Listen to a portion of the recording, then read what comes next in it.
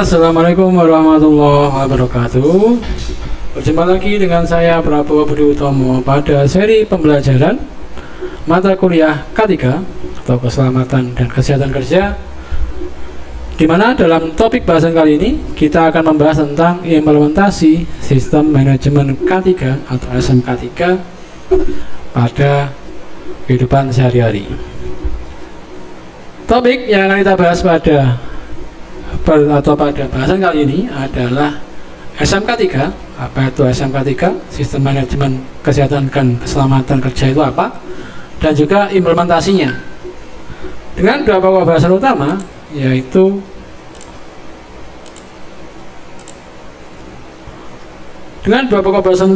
tentang definisi dan konsep SMK3 dan juga implementasi dari SMK3.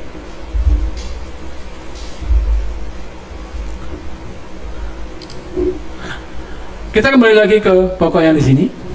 K3 khususnya di tempat kerja itu secara umum dia sifatnya adalah universal di sini. Universal. Di mana dia ditujukan untuk mencapai kondisi yang aman, sehat, bebas pencemaran dan nihil kecelakaan kerja. Dengan harapan kedepannya dia akan meningkatkan produksi dan produktivitas dari tenaga kerja di situ. Semua ini diatur dalam penetapan undang-undang yang sudah kita bahas pada bahasan sebelumnya, peraturan dan standarisasi, serta adanya penyuluhan, pembinaan, dan juga pengawasan. Semua ini, baik itu pembinaan, pengawasan, dan penyuluhan, dilakukan oleh semua stakeholder di dalam tempat kerja tersebut, sehingga ada faktor-faktor yang dia mengancam sehingga menimbulkan risiko kecelakaan kerja di dalamnya, di mana ketika faktor ini saling berhubungan antara tenaga kerja, bahan dan alat, di mana dalam prosesnya dia akan menimbulkan risiko kecelakaan kerja atau ancaman risiko kecelakaan kerja yang akan menimbulkan kerugian baik itu dari sisi keselamatan, kesehatan maupun lingkungan. Latar belakang dari kebijakan yang mendasari adanya K3 adalah karena yang pertama, K3 itu belum mendapatkan perhatian yang memadai dari semua pihak. Yang kedua, kecelakaan kerja itu masih cenderung relatif tinggi terjadi di lingkungan kerja.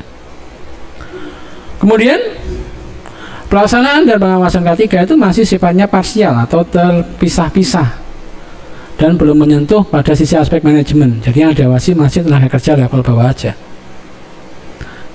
Kemudian masih rendahnya komitmen dari pimpinan dalam urusan K3 di situ. Kemudian kualitas tenaga kerja yang dia sadar dengan pentingnya K3 itu masih cukup rendah dia.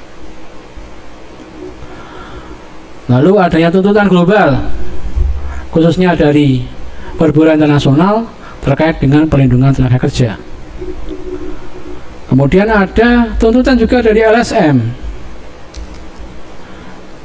yang berhubungan dengan hak-hak dan perlindungan tenaga kerja. Lalu ada lagi masalah terkait dengan K3 yang belum menjadi prioritas utama dalam program-program yang ada. Namun selanjutnya ada tidak adanya yang mengangkat masalah K3 sebagai sebuah isu nasional di situ. Kemudian masalah kecelakaan kerja masih dilihat dari aspek ekonomi yang ditimbulkan, bukan dari aspek moral yang mungkin terjadi di dalamnya. Kemudian ada tenaga kerja yang masih ditempatkan pada faktor produksi dalam perusahaan, belum ditempatkan dalam mitra-mitra perusahaan yang ada. Terakhir adalah anggaran perusahaan yang cukup kecil terkait dengan K3 ini. Faktor-faktor inilah yang menjadi dasar dari munculnya aturan terkait dengan K3. Sehingga pemerintah dalam hal ini berdasarkan kepada Undang-Undang Dasar 1945 khususnya pasal 27 ayat 2 itu menyusun Undang-Undang Nomor 13 Tahun 2003 yang merupakan implementasi dari undang-undang atau penguatan dari Undang-Undang Nomor 1 Tahun 1970 yang juga memunculkan PP Nomor 50 Tahun 2012 tentang penerapan SMK 3. Apabila hal ini tidak diterapkan, maka akan muncul sanksi di dalamnya. Dalam pasal 87 Undang-Undang Nomor 13 Tahun 2003 berbunyi bahwa setiap perusahaan wajib menerapkan sistem manajemen keselamatan dan kesehatan kerja yang terintegrasi dengan sistem manajemen perusahaan. Yang kedua adalah ketentuan mengenai penerapan sistem manajemen keselamatan dan kesehatan kerja sebagaimana disebutkan pada ayat yang pertama tadi itu diatur oleh peraturan pemerintah. Mana tadi muncul namanya PP nomor 50 tahun 2012. Nah, dalam PP nomor 50 tahun 2012 ada 22 pasal di dalamnya yang mana ada 3 lampiran. Lampiran pertama tentang pedoman penerapan SMK 3 atau Sistem Manajemen Keselamatan dan Kesehatan Kerja. Yang lampiran kedua adalah terkait dengan pedoman penilaian penerapan SMK 3. Dan yang terakhir atau lampiran ketiga adalah tentang laporan audit SMK 3. Dalam pengertiannya, dengan berdasar pada PP nomor 50 tahun 2012 dan juga Undang-Undang nomor 3 tahun 2003 tadi, SMK 3 diartikan sebagai bagian dari sistem manajemen perusahaan. Jadi dia integral dengan sistem manajemen perusahaan secara keseluruhan dalam rangka pengendalian risiko yang berkaitan dengan kegiatan kerja guna terciptanya tempat kerja yang aman, efisien, dan produktif. K3 sendiri dalam pengertiannya diartikan sebagai segala kegiatan untuk menjamin dan melindungi keselamatan dan kesehatan tenaga kerja melalui upaya pencegahan kecelakaan kerja dan penyakit akibat kerja. Sedangkan audit SMK 3 sendiri diartikan sebagai pemeriksaan secara sistematis dan independen terhadap pemenuhan kriteria yang telah ditetapkan untuk mengukur suatu hasil kegiatan yang telah direncanakan dan dilaksanakan dalam penerapan SMK 3 di sini. Dalam gambarannya seperti ini, business environment atau kebutuhan bisnis itu terdiri dari beberapa hal seperti finance, HRD, marketing, engineer, atau maintenance, dan produksi. Penerapan SMK 3 itu secara overall atau unit besarnya itu beririsan khususnya dalam aspek produksi. Namun dalam aspek yang lainnya, baik itu engineer, marketing, finance, HRD, dan sebagainya itu juga saling berkaitan di dalamnya. Dalam implementasi dari SMK 3 ada beberapa faktor yang dilakukan di dalamnya, yaitu seperti pengembangan, penerapan, pencapaian, pengkajian, dan pemeliharaan dengan tujuan untuk adanya pengendalian resiko dari hal-hal yang mungkin timbul karena belum terimplementasinya kebijakan K3, sehingga diharapkan akan tercipta tempat kerja yang aman, efisien, dan produktif. Secara teori ada knowledge people, material, knowledge, machinery, equipment. Jadi ini ada kebutuhan dalam industri yang ditujukan untuk mencapai produk dan information atau produk di dalamnya.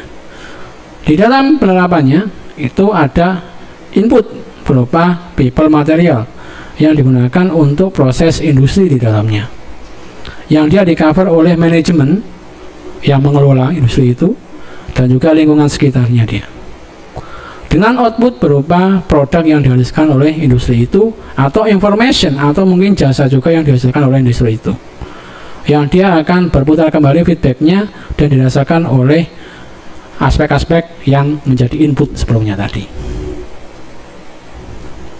Dalam penerapannya SMK 3, praktek terbaiknya adalah dia dimulai dari proses identifikasi proses, kemudian indikator kerja, analisa datanya, data yang diproses dari identifikasi tadi, kemudian disusun rencana kegiatannya seperti apa, dilaksanakan, kemudian dikumpulkan kembali untuk evaluasi datanya, dianalisa, dan baru dilakukan standarisasi dan review di dalamnya. Siklus ini akan terus berulang terjadi ketika SMK 3 itu mulai dilaksanakan di dalam dunia kerjanya dia. Nah, dalam konsepnya seperti ini, aturannya sudah ada, Undang-Undang Nomor 13 tahun 2003 tadi, atau Undang-Undang Nomor 1 1970, dan juga PP Nomor 50 tahun 2012 tadi, di mana dia akan memunculkan sebuah komitmen dan kebijakan bagi perusahaannya. Kemudian akan memunculkan namanya pengorganisasian, perencanaan dan pelaksanaan dari K3, pengukuran kinerja dari pelaksanaan K3 itu, review kinerja, dan terus berputar seperti ini. Dengan setiap proses ini akan diaudit SMK 3-nya, atau dilihat apakah SMK 3-nya sudah terlaksana dengan sesuai atau belum. Prinsip yang pertama dari SMK 3 yaitu ada komitmen dan kebijakan. Ini berhubungan dengan kepemimpinan atau sisi manajemen di dalam sebuah perusahaan yang berkaitan secara tidak langsung dengan organisasi K3 di dalam perusahaan itu, yang dia mengatur aspek seperti anggaran, tenaga kerja, dan juga sarana prasarana yang dibutuhkan. Personel K3 sebagai bagian dari organisasi K3, dia memiliki tanggung jawab, wewenang, dan koordinasi, termasuk juga melakukan penilaian kinerja dari pelaksanaan SMK 3, kemudian mengambil tindak lanjut dari pelaksanaan SMK 3 itu. Tinjauan awalnya dari kegiatan K3 pada prinsip pertama ini adalah dia mempelajari pedoman yang sudah ada di dalam peraturan yang sudah diterbitkan tadi, entah Undang-Undang Nomor 13 tahun 2003 atau Undang-Undang Nomor 1 tahun 1970 atau PP Nomor 50 tahun 2012 seperti itu. Kemudian dia mengidentifikasi bahaya yang mungkin timbul dari lingkungannya dia, industri dia. Kemudian dia mengkoreksi kembali apakah sudah compliance dengan peraturan yang dibuat, dan bila memungkinkan dia melakukan benchmarking dengan industri lain yang sudah melaksanakan SMK 3 dengan baik. Kemudian dia melakukan analisa kembali terkait dengan sebab dan akibat timbulnya kejadian atau gangguan terkait dengan K3 pada masa sebelumnya, dan dia melakukan efisiensi dan efektivitas sumber dayanya. Baru dia menyusun yang namanya kebijakan K3, yaitu yang diawali dengan proses konsultasi sebelumnya pada ahli K3, sosialisasi kepada seluruh aspek atau stakeholder di dalam industri itu, dan juga dia melakukan tinjauan ulang apakah pelaksanaan K3 sudah dilaksanakan dengan baik.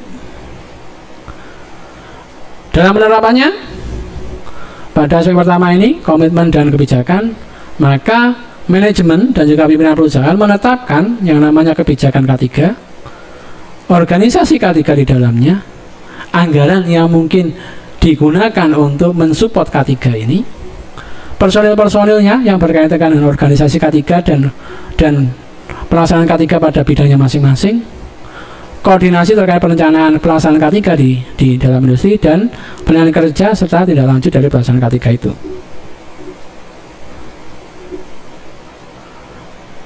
Dengan tujuan sebagai pencegahan dari timbulnya kecelakaan-kecelakaan kerja yang mungkin terjadi di dalamnya, sehingga nanti dia akan mencakup kebijakan yang patuh terhadap perundangan K3 yang relevan, peraturan yang terkait, dan kriteria-kriteria yang lainnya.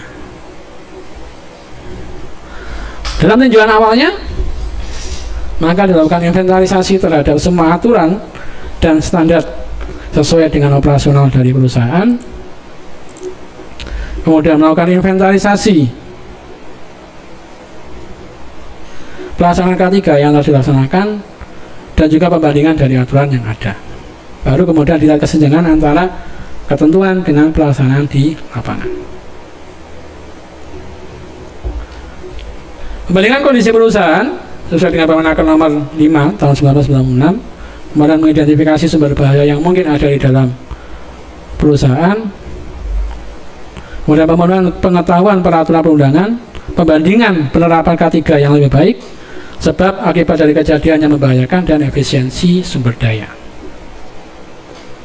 Tujuan awalnya dia menggunakan beberapa alat seperti kuesioner yang disebar kepada semua karyawan dan juga stakeholder di dalam perusahaan itu, wawancara, keperpustakaan, dia belajar terkait perdeman-perdeman yang ada, pemeriksaan dan pengukuran di lapangan secara langsung, penilaian luar dan dalam, peninjauan ulang catatan, dan pembandingan kondisi perusahaan yang sejenis.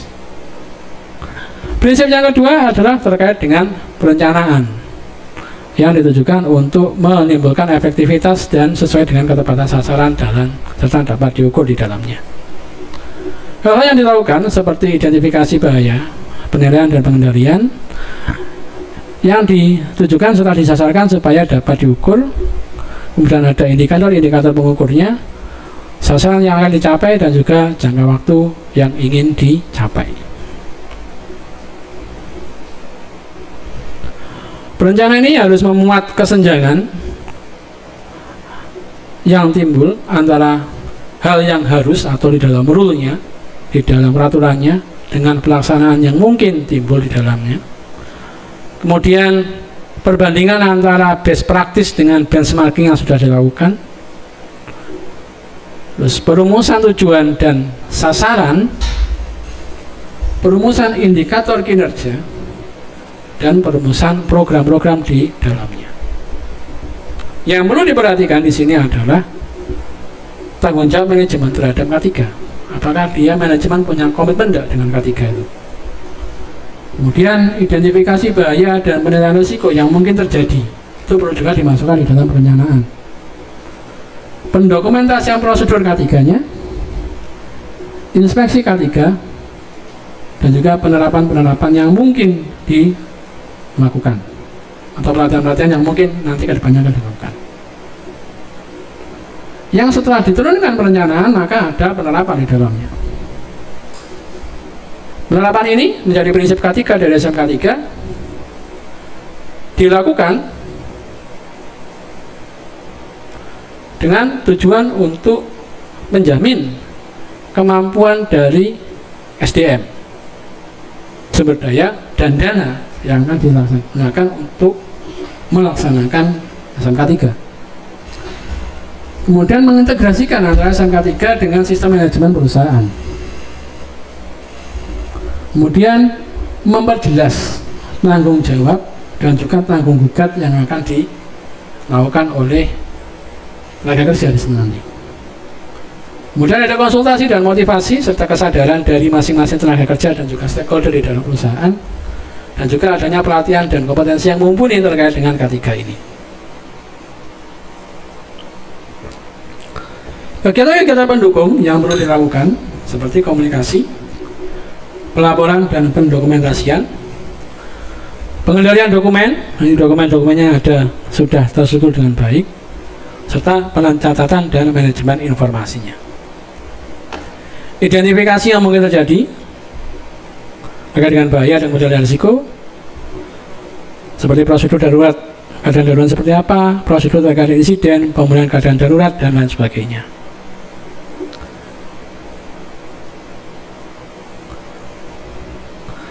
Terkait dengan tanggung jawab dan tanggung gugat atau responsibility dan accountability, itu harus ada proses dokumentasi dan komunikasi yang tetap dengan reaksi yang cukup cepat di dalamnya, dan juga prosedur yang komunikatif. Tujuannya apa? Supaya pihak perusahaan, manajemen maupun pihak tenaga kerja itu tidak saling merasa dirugikan di sini. Tanggung jawab secara tidak langsung berkaitan dengan bagaimana perusahaan itu memberikan safety kepada tenaga kerjanya. Tanggung gugat berhubungan dengan kondisi-kondisi yang timbul ketika kecelakaan kerja terjadi. Ini perlu dicermati dua hal ini. Ketika ada dokumentasi yang jelas, ketika ada komunikasi yang baik, ketika ada respon yang komunikatif dan reaksi yang cepat, maka kedua pihak ini bisa saling mengerti dan memahami serta minim terjadinya salah persepsi di situ.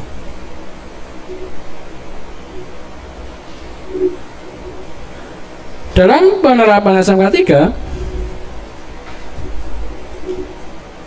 ada namanya penyusunan organisasi K3, di mana pengurus akan memastikan penerapan peraturan yang sesuai di situ nanti.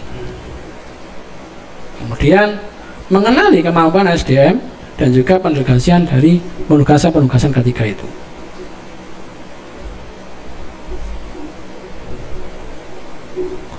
Kemudian adanya pelaporan-pelaporan terkait dengan hal-hal yang terjadi di internal.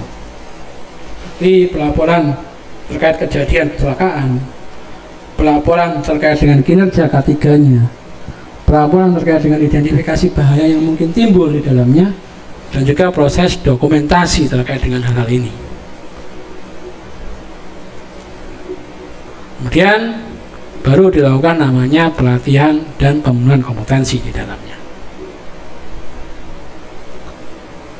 Dalam pengukuran dan evaluasi, inspeksi dilakukan kepada pihak-pihak yang terkait dengan K3, seperti terkait dengan personil, catatan pemeliharaan, peralatan, perbaikan, penyelidikan terkait dengan insiden, temuan, dan sebagainya.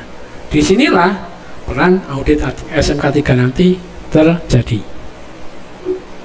Tujuannya adalah adanya perbaikan dan pencegahan.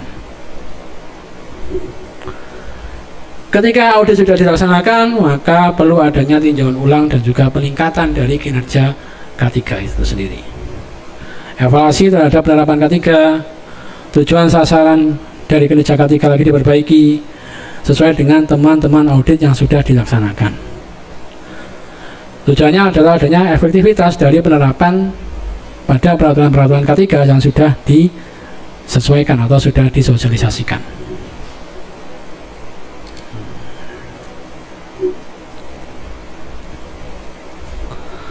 SMK 3 sendiri dilaksanakan wajib bagi perusahaan yang memiliki pekerja lebih dari 100 orang atau memiliki potensi bahaya yang cukup tinggi di situ. Ketentuan ini sudah diatur dalam undang-undang seperti Undang-Undang Nomor 1 Tahun 1970, di mana undang-undang ini sudah mengacu kepada konvensi dan standar internasional. Penerapannya meliputi hal seperti tadi.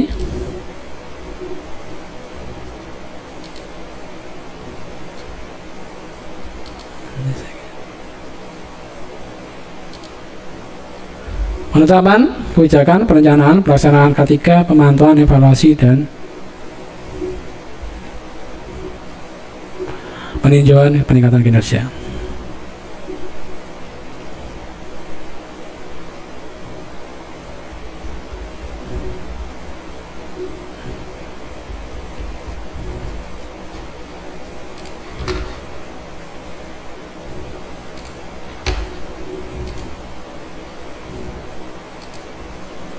Dalam pendekatan pengelolaan sistem SMK 3 itu setidaknya harus melibatkan seluruh aspek yang terdapat di dalam lingkungan kerja, baik itu manusia, baik itu bahan, alat, mesin, peralatan, produk, proses, dan sebagainya yang mempengaruhi K3 di tempat kerja terjadi. Kemudian adanya cakupan seluruh fungsi manajemen, baik itu planning, organizing, actualing, dan controlling.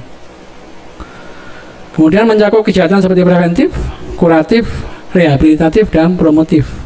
Jadi ada pencegahan, ada koreksi, ada rehabilitasi, ada perbaikan, dan juga ada sosialisasi atau promotif di situ. Kemudian mendukung peran aktif seluruh tingkat manajemen dan juga tenaga kerja. Jadi semua unit harus sadar bahwa K3 itu penting bagi pelaksanaannya. Kemudian menjamin pemenuhan terhadap peraturan perundang-undangan. Jadi SMK 3 harus mengacu kepada peraturan perundang-undangan dan standar nasional serta internasional. Selanjutnya menjamin proses peningkatan berkesinambungan, ada audit, ada review, ada perbaikan dan peningkatan terkait peraturan Yang lain adalah adanya integrasi dengan sistem manajemen perusahaan. Semua aspek ini yang perlu dikerjakan, perlu dilakukan ketika melaksanakan sistem manajemen K3. Berikut adalah rujukan yang saya gunakan untuk menyusun bahan materi kali ini. Kalian dapat mempelajari lebih lanjut terkait dengan bahan materi yang saya sampaikan dalam bahasan kali ini. Oke, saya tutup dulu. Terima kasih sudah mengikuti bahasan ini. Saya akhiri. Wassalamualaikum warahmatullahi wabarakatuh.